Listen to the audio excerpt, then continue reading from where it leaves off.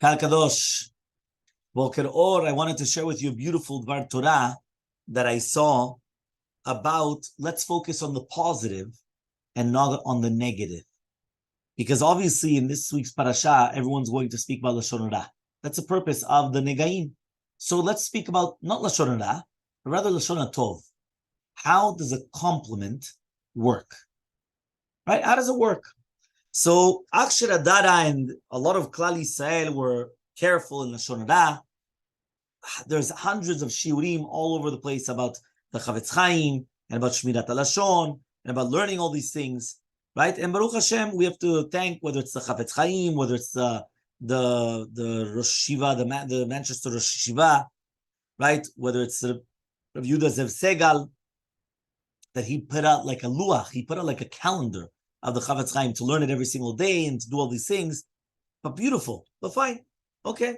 But now the question is, right, what happens exactly? Do we know that, he used to not speak other than Torah and Tfilah, right, and to say Good Shabbos, that's what he's, for the 40 days from Rosh Chodesh Elul till Kippur, right? Imagine, that means the Master Rosh Shiva, other than Torah, Tfilah, and, saying Shabbat Shalom, he would not actually come and speak for 40 days from Rosh Chodesh Elul until Kippur. So obviously we're talking about an incredible, like something incredible feat over here. Okay, but fine. But Klal said we come and we try to even teach our children Lashon Hara, not to speak, not to do certain things. Okay, fine. So Zohar Kadosh comes, and when we're talking about, right, the importance of words, says the Zohar Kadosh, listen to this. Kama, right, he comes and he says like this, Kama de unsha de barnash begim mila bisha. Look how bad is the punishment of a human being when they're going to speak Lashon Hara. Kach onshe begim mila tava de kaati yadev yachil malala vela malil. So too is the punishment for a person that has a good word in his mouth that he could give a compliment and he doesn't give it. Meaning we only speak about the negative. Meaning, why do you speak Lashon Hara? Don't speak negative. Whoa, 1 second. What about flip the coin? You could have just given the biggest compliment. You could have just built this guy up. You could have just did everything in the world. And you didn't give it. The punishment is also as great. Don't think that the punishment is only bad for Lashon Hara. The punishment is also that we could have done it. Because at the end of the day, we're being pogem, we're making a defect on the speech, which was enabling us to come and to make speech. So he comes and he says, imagine what it is. Why? Because when you come and you strengthen your friend and you give them a good word and you're giving them a compliment and you didn't do that, you stopped their growth. Meaning, just like when you came and you spoke the negative, you destroyed them. So too, when you didn't speak positive, you destroyed them. Because they could have grown so much and they didn't because of you. So the Sfat Emet comes and he actually adds in to do with the two birds. The Metzora has to bring two birds for two different sins. He says the first bird, which is the Zipora Shechuta, is to stop Dvarim Betelim, idle talk, and all the more so Lashon Hara. But then there was another bird, right, that was sent off to prepare the mouth to only speak good things, to speak Divrei Torah and Milah Tovah. And each one has to understand how an incredible word of a compliment actually helps and sends the bird flying. It sends people flying. When a person understands what their obligation is, so you know what it is to give a compliment. And we'll give two different ways. The Or Yecheskel, the Mashkiach, Rav Levenstein, of Panovich, he comes and he explains the Yekut Shimoni. It says in Yekut Shimoni, Vayishma Reuven v'yatzileu miyadam. Reuven heard what the brothers wanted to do to Yosef HaTzadik, and he saved them. Says the Yekut Shimoni, Ilu haya yodea Reuven, if Reuven would have known that HaKadosh Baruch Hu is going to write down Vayishma Reuven v'yatzileu miyadam, to'ano malicho etzel aviv, he would have picked up Yosef on his back and carried him back to his father. If Aaron HaKohen would have known that HaKadosh Baruch Hu is writing, that Aaron was happy, right? That Moshe Rabbeinu was chosen, that even though Aaron was the older brother, And he was a leader for the last 80 years in Egypt. And now all of a sudden comes his younger brother and takes over.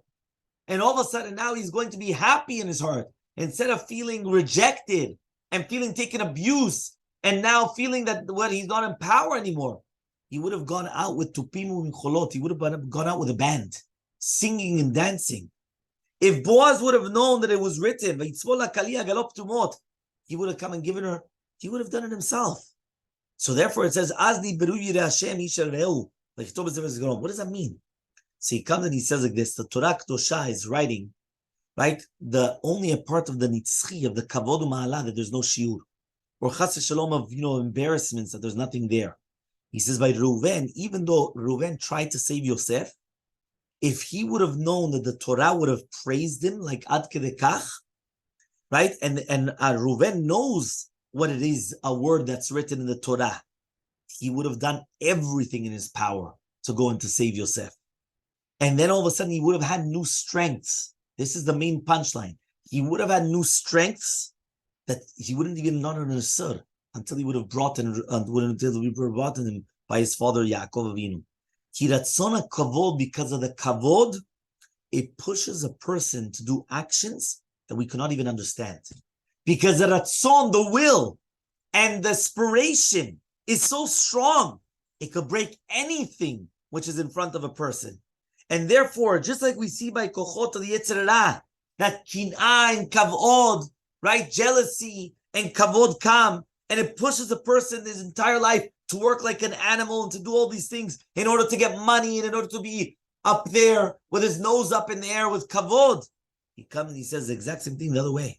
And therefore he says, this is what the Ibn Ezra and Mesilat Yesharim say, the sheifa for Mammon comes from the avata kavod and kin'ah. Meaning when a person wants to come and they want to have all this concept, it all comes from kin'ah and kavod. And all of a sudden a person will find things which are hidden inside of him that he didn't even know he had the strength to do such a thing. And therefore he says, that's what Chazal say, that in every mitzvah that a person does, Eliyahu and Mashiach write it down, and HaKadosh Baruch Hu signs. And therefore imagine, if we know that every action that we do, HaKadosh Baruch Hu is going to come and sign it off. You know what that means? So therefore it comes out, if we would have actually understood the purpose that a person could actually come and reveal inner strengths, that all comes just because of a person, all you have to do is just come and do that, right? All you would have to do is just every mitzvah that you do, HaKadosh Baruch Hu, it comes, Melech HaMashiach, and you don't read it, write it down. HaKadosh Baruch Hu signs it. Imagine what that is. So therefore, a person has to believe in themselves, and it's called self-confidence. So therefore, Rabbi Tzadok HaKohen, Milublin comes and he says, just like a person has to believe in Hashem, so too you have to believe in yourself. It means that HaKadosh Baruch Hu he's dealing with you. You know who you are. You know what a person you are. All you have to do is believe in yourself. And the way Yisrael Parashat Noach says, just like a person has to believe in something, it brings koach and strength into a person, right? So too from the Chulda and the Bor. Everyone knows the famous story of the Chulda and the Bor. A man went and he found a woman and he fell in love with her. And he went and he said, you know what? I'm going to go out to work. When I come back, I'm getting married to you. So she went and she told him, okay, who are the witnesses? Yeah, men could say a lot of things. Who are the witnesses? So he said, look, there's a weasel over there and there's a pit. So, okay, fine. She said, fine. They went, perfect. They moved on. It happened. He went, he moved on. He started working. That. He completely forgot about it. And all of a sudden, he gets married. And he has 2 children. One children, a weasel came and ate him up. The other child fell into a pit and died. The wife comes to him and says, one second, there's something very weird here. Yeah, they have 2 children, and the 2 children had such strange deaths. Something's wrong. What's going on? The husband thinks, and he says, oh, I just remembered. And this was the story. So he went back, and there's a whole question there about exactly what happened, right? Whether he actually had to get married again to the first wife, he had to divorce the second one, this, that, going back, fine. But basically, what gave the strength in a weasel and in a pit in order to do something? What gave them the strength? And you know what gave them the strength? The fact that he believed, that he put his emunah, his imun, his belief in the pit and in the weasel, he gave them the strength to exact retribution against them later on. And therefore you see from here that emunah actually comes and makes something in the teva, in the nature of the creation. Okay? So he comes now and he says, and that's why a person has to believe in himself. So especially when we're talking about, right, in Olam HaChinuch and all these things, when we're coming and we want to, whether it's bring up our own children, or as students, right, disciples, anybody. So he comes and he says, when we're coming, we're doing that. You have to understand that every single neshama is a neshama Torah. And therefore, we can come and just be mitameota. It's a chelek min okam imal. And therefore, every single one of us has to come, has to build. Each one of us has a portion in the Torah. Every person has a portion in the Israel, that everyone is a letter in the Torah. Meaning that it's not just stam. Every person is like that. So a person actually has to come, and they have to understand that. How did the Ben Ish Chai pay attention to the Sfarim of the Bala Leshem? The Bala Leshem was a person, right? He comes and he says, right? The Ben Ish Chai comes and he wanted to see. He said what happened is that the Bala Leshem came and he sent Sifrei Kabbalah, his works of Kabbalah, to Ben Ish Chai. Ben Ish Chai said, "Wow, what an incredible thing!" See, when he said, "Go, people have to put on Bigdei Shabbat and they have to learn the lesson," like that. So he went and he said, "If I would have known that the Ben Ish Chai would have come and would have written that about my works, I would have written another book." Meaning the Baal Leshem was saying that if I would have known that the Ben Ish Chai is writing this about me or saying things about me like this, I would have had the strength to write another book. So if you see that such a great person, because of a compliment from another rabbi, and we're talking about an incredible person, he would have actually done much more. So imagine ourselves. And therefore it actually comes and it starts ringing the bells in our ears and starts saying, wow, you know what? This is incredible. This is wow, right? And Rav Zelig Reuben also said to the Even HaEzer the same thing. He says, Rav Zalman Metzora used to come and always say about his students, about look at this one and the other one, and he always used to speak about them. So he says, right, during those days, nobody had money at all, right? So when somebody used to come to exile to learn Torah and everything, they didn't have clothing. They used to come mamash to the yeshiva, nothing. Right? You have to remember, when we're talking about people don't understand. Can you believe it that Rabbi Sion Bar Shaul had to borrow a suit at his wedding because he didn't have money to buy a suit? You know something that, and we're not talking about hundreds of years ago. Rabbi Sion Bar Shaul, meaning the same generation of Ovadia. We're talking about these are people that they came to yeshiva to learn Torah. They didn't have a penny. Forget about nowadays with all the luxuries and all that. Nothing. So he says when he went to the yeshiva, they showed him his bed, right? And what happened is that he comes one day, he realized, right, that he's, he wanted to come and he wanted to give him something. So he says, do you know that the Rosh Yeshiva yesterday, he said a chidush in your name? And he said, right, that he comes and all of a sudden it gave him a strength that he didn't know he had. And all of a sudden he went out of his depression and he went right and he started again. What does that mean? All you need to say is something good. Look what this guy just said. And wow, you just built him.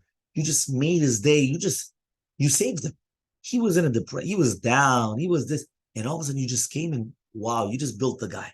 Okay. So therefore he says, right, he comes and he says, so that's why it's so important that when we're going to come and we're going to build, we have to understand that it's important for us to build the people that we have. There's a beautiful chidush brought down in the meeting. The meeting says in the Gemara, Mesechah Batra, somebody has a sick person in the house, go to the rabbi, and you're going to ask for mercy. So he says, right,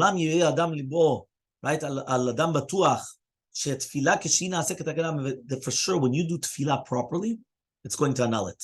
When somebody that's sad because he's got a sick person in his house, so therefore, he should go to a chacham, he should learn how to pray. He's going to ask, what does that mean? When it says, Vivakesh alav rachamim, it's on the person that's going to the chacham that he should pray. Not the chacham should pray, but rather the chacham should learn, right? Lomed me'achacham, he's learning from the chacham how to pray. So therefore, when you come and you're giving a compliment, right, you're actually coming and you're bringing a person up that you're learning that they're able to do it on their own. Because you're not doing it for them. You're teaching them how to do it on their own, but you're giving them that strength to do it on their own. And that's why it's so important, the concept of giving compliments. So even though you're right, this week's Parashat, everybody focuses on the negative, on the Lashon Hara, a person should just understand what it is to build a person, to speak about the good, which is actually Lashon Tov, to speak about the concept of how do we build a person to become a better person.